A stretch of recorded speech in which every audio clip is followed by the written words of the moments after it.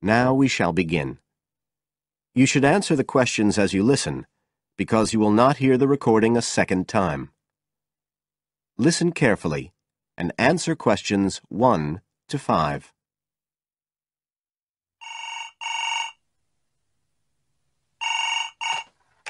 Hello? Oh, hello. I'm ringing about the advertisement in yesterday's newspaper. The one for the bookcases. Can you tell me if they're still available? We've sold one, but we still have 2 available. Right. Can you tell me a bit about them? Sure. What do you want to know? What do you want to know? Well, I'm looking for something to fit in my study. So, well, I'm not too worried about the height, but the width's quite important. Can you tell me how wide each of them is? They're both exactly the same size. Let me see, I've got the details written down. Yes, so they're both 75 centimetres wide and 180 centimetres high. Okay, fine. That should fit in okay. And I don't want anything that looks too severe.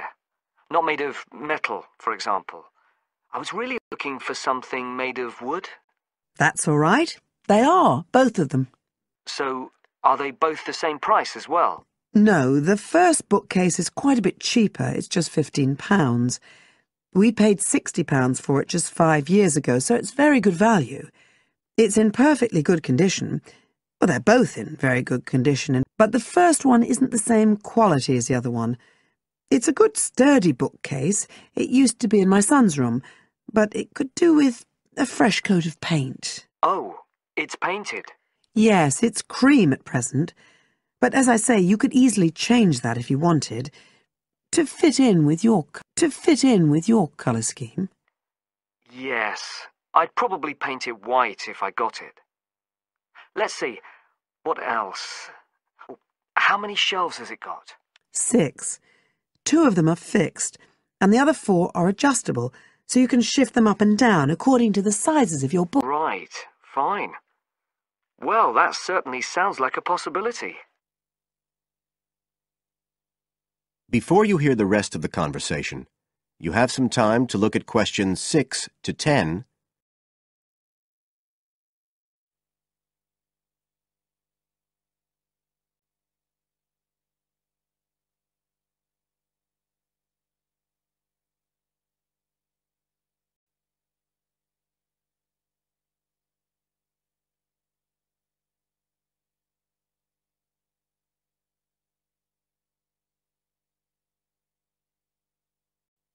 Now listen and answer questions 6 to 10.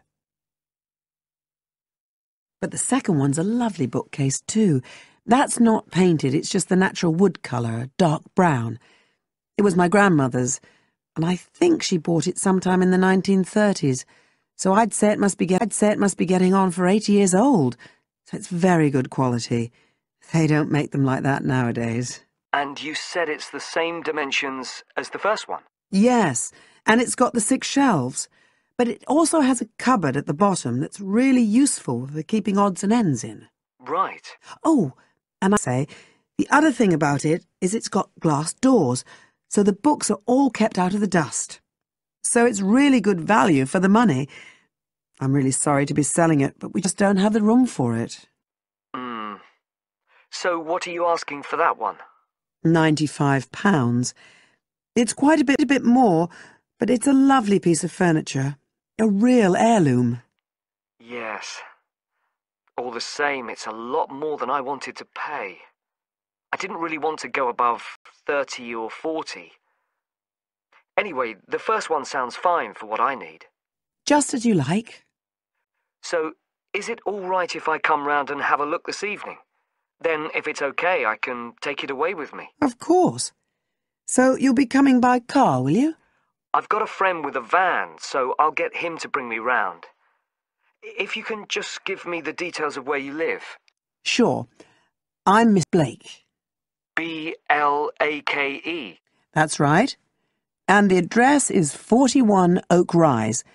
That's in Stanton. Okay. So I'll be coming from the town centre. Can you give me an idea of where you are? Yes. You know the road that goes out towards the university? Yes. Well, you take that road and you go on till you get to a roundabout. Go straight on, then Oak Rise is the first road to the right. Out towards the university, past the roundabout, first left. And we're at the end of the road. Got it. So I'll be round at about 7, if that's all right. Oh, and my name's Connor. Connor Field. Fine. I'll see you then, Connor. Goodbye. Goodbye. That is the end of part 1. You now have half a minute to check your answers.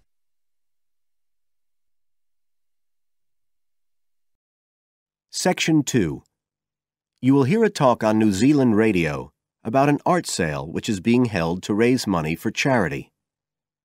First, you have some time to look at questions 11 to 13 on page 10.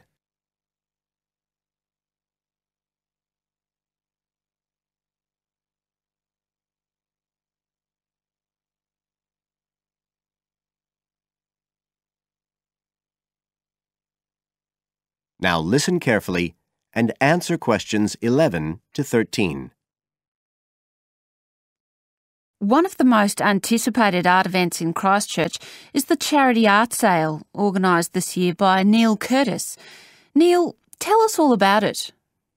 Well, Diane, this looks like being the biggest art sale yet. And the best thing about it is that the money raised will all go to charity. So what you probably want to know first is where it is. Well, the pictures will be on view all this week, most of them at the Star Gallery in the shopping mall. But we have so many pictures this year that we're also showing some in the cafe next door. So do drop in and see them any day between 9 and 5. Now, if you're interested in buying rather than just looking, and we hope a lot of you will be, the actual sale will take place on Thursday evening, with sales starting at 7:30. Refreshments will be available before the sale, starting at 6:30. We've got about 50 works by local artists showing a huge range of styles and media, and in a minute I'll tell you about some of them. You're probably also interested in what's going to happen to your money once you've handed it over. Well, all proceeds will go to support children who are disabled, both here in New Zealand and also in other countries. So you can find an original painting, support local talent, and help these children all at the same time. Before you hear the rest of the talk, you have some time to look at questions 14 to 20 on page 11.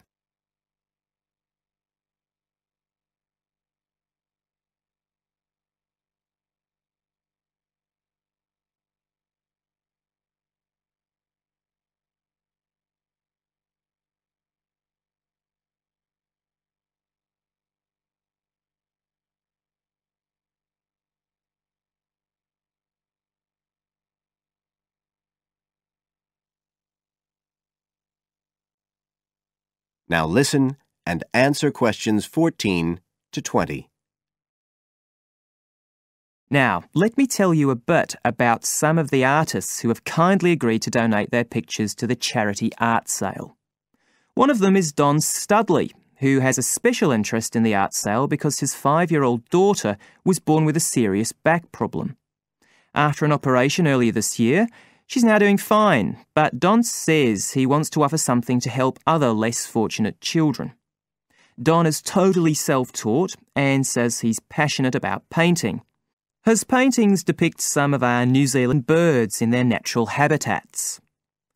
One relative newcomer to New Zealand is James Chang, who came here from Taiwan 9 years ago at the age of 56.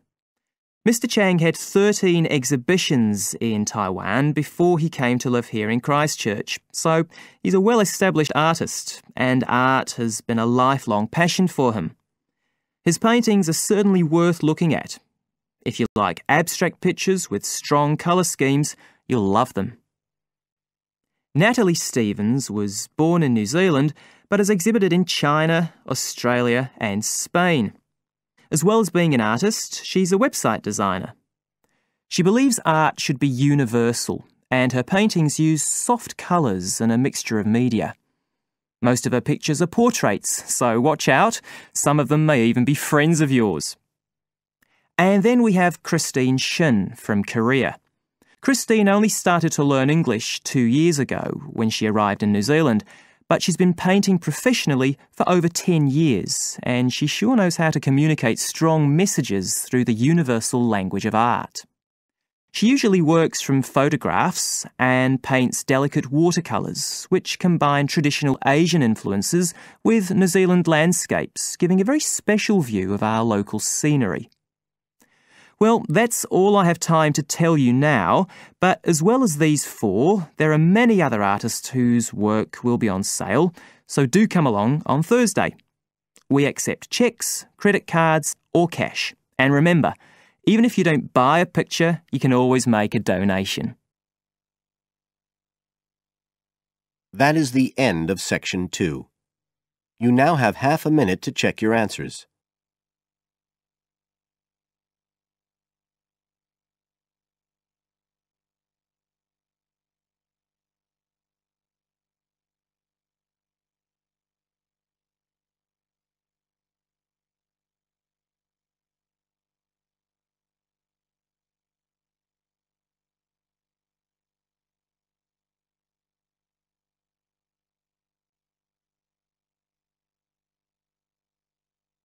Now turn to Section 3 on page 12.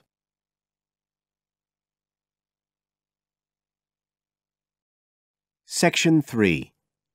You will hear 2 students discussing a project they have to do as part of a literature course on great books. First, you have some time to look at questions 21 to 25 on page 12.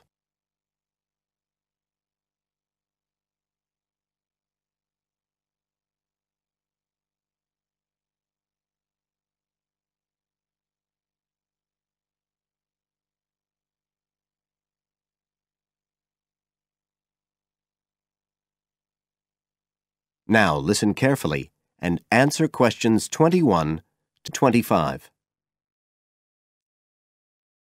Hi, Joey. How are you doing? I heard you were sick. Oh, hi, Olivia. Yeah, I had a virus last week, and I missed a whole pile of lectures, like the first one on the great books in literature, where Dr. Castle gave us all the information about the semester project. I can give you copies of the handouts. I've got them right here. That's okay. I already collected the handouts, but I'm not very clear about all the details. I know we each have to choose an individual author.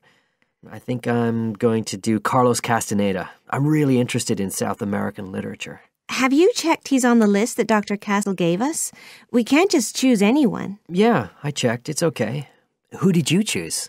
Well, I was thinking of choosing Ernest Hemingway, but then I thought, no, I'll do a British author, not an American one. So I chose Emily Bronte. Okay. And first of all, it says we have to read a biography of our author. I guess it's okay if we just look up information about him on the internet? No, it's got to be a full-length book. I think the minimum length's 250 pages. There's a list of biographies. Didn't you get that? Oh, right. I didn't realize we had to stick with that. So, what do we have to do when we've read the biography? Well, then we have to choose one work by the writer. Again, it's got to be something quite long. We can't just read a short story. But I guess a collection of short stories would be okay? Yes, or even a collection of poems, they said. But I think most people are doing novels. I'm going to do Wuthering Heights. I've read it before, but I really want to read it again now I've found out more about the writer. And then the video.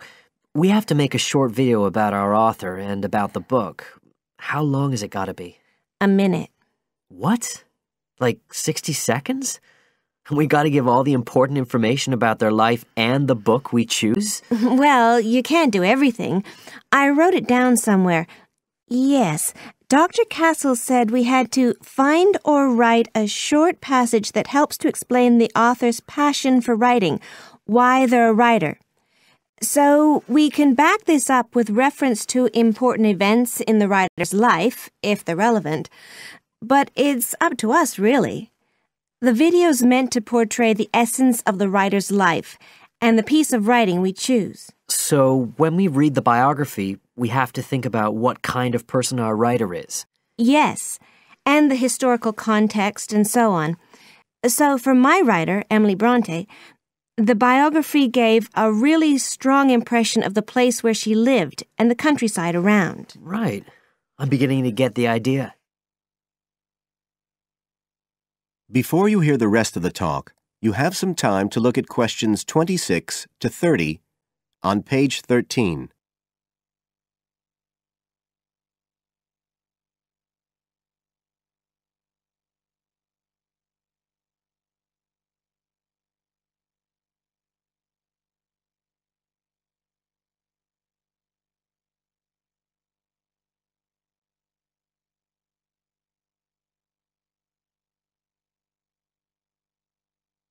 Now listen and answer questions 26 to 30. Can I check the other requirements with you? Sure. The handout said after we'd read the biography, we had to read the work we'd chosen by our author and choose a passage that's typical in some way, that typifies the author's interests and style. Yes, but at the same time, it has to relate to the biographical extract you choose. There's got to be some sort of theme linking them. Okay, I'm with you. And then you have to think about the video. So are we meant to dramatize the scene we choose? I guess we could, but there's not a lot of time for that. I think it's more how we can use things like sound effects to create the atmosphere, the feeling we want. And presumably visuals as well? Yeah, of course. I mean, I suppose that's the whole point of making a video. But whatever we use has to be historically in keeping with the author.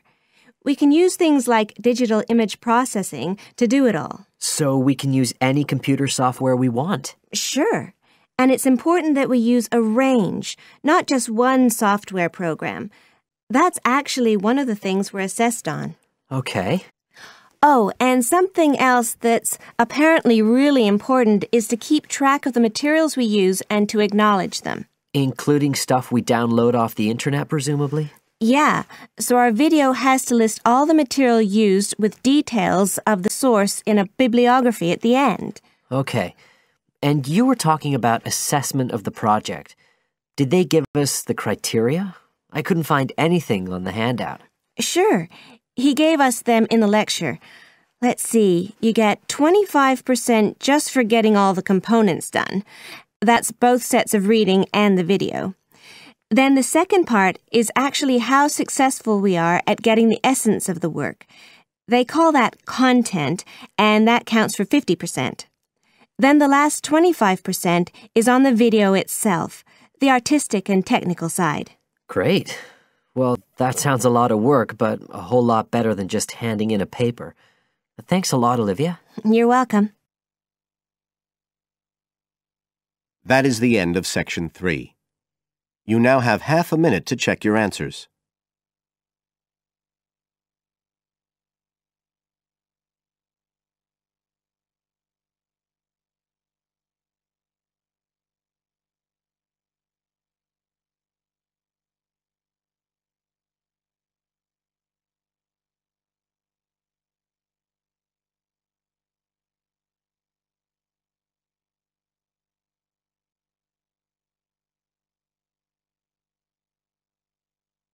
Now turn to section 4 on page 14.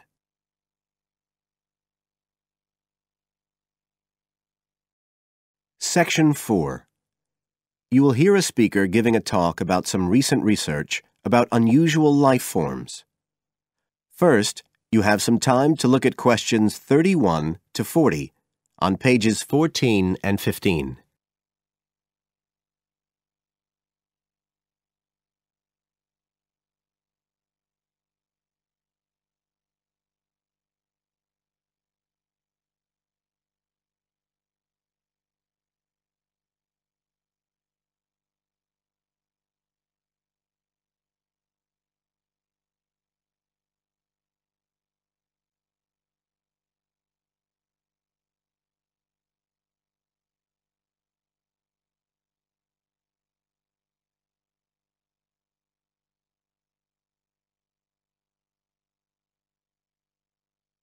Now listen carefully and answer questions 31 to 40.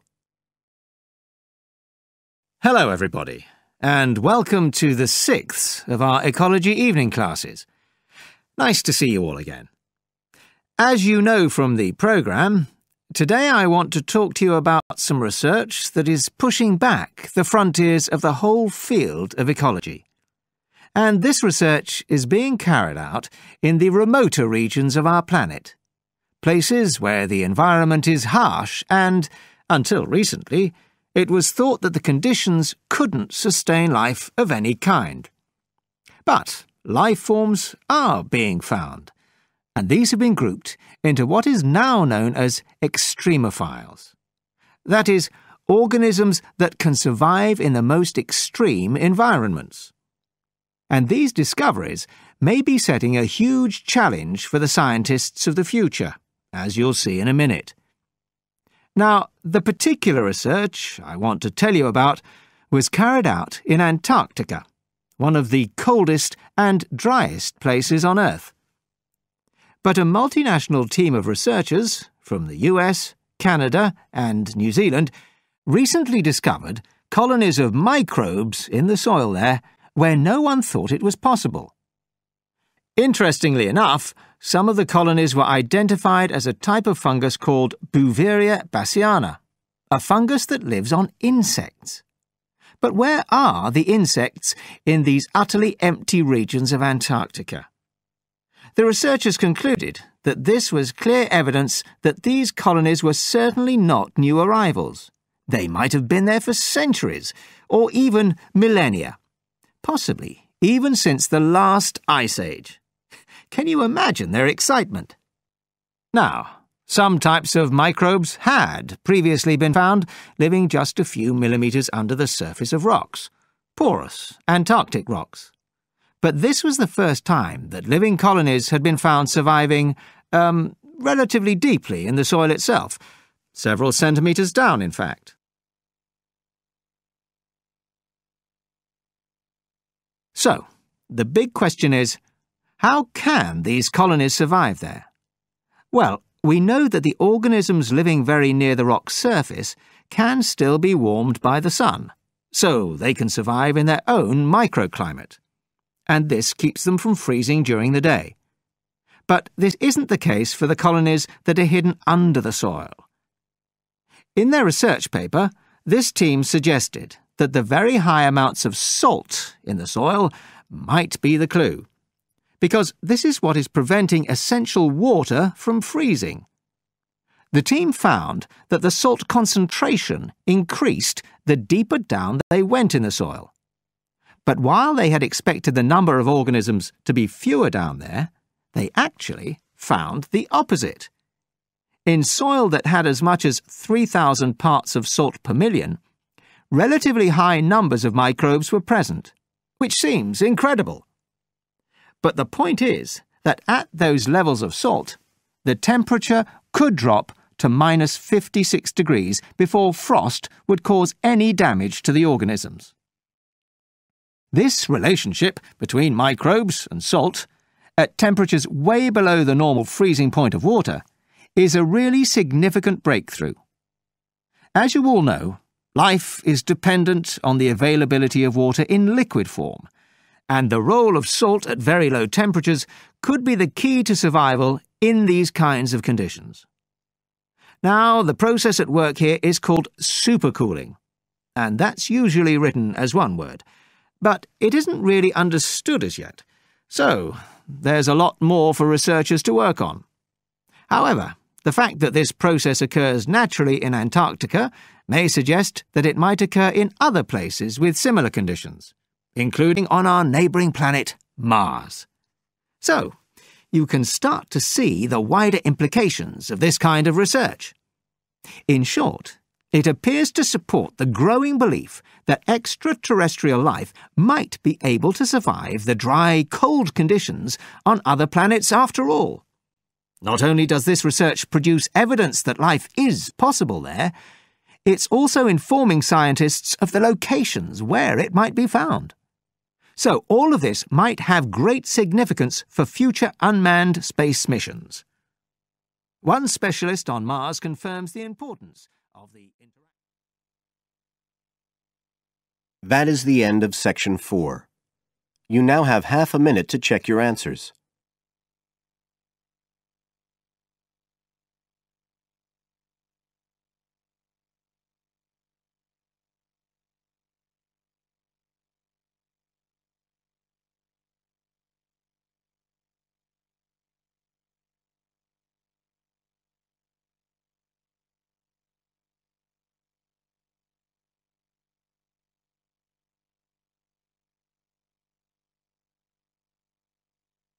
That is the end of the listening test.